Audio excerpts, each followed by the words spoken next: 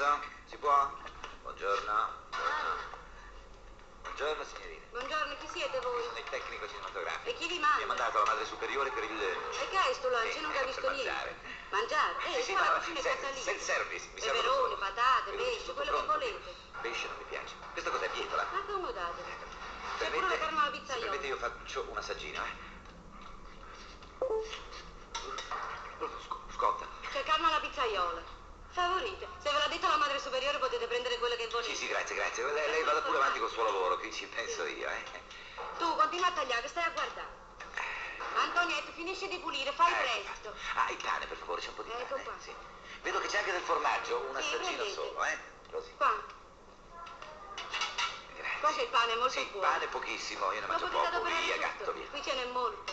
Piuttosto berrei volentieri un bicchiere di vino. Sta Sì, senza vino, avete non ragione, ve lo porto mangiare. subito, non ci avevo pensato. Spegni un bruciafondo. Possa via. Ma non ha mangiato? Quello è Dai, piccoletto. buone, va.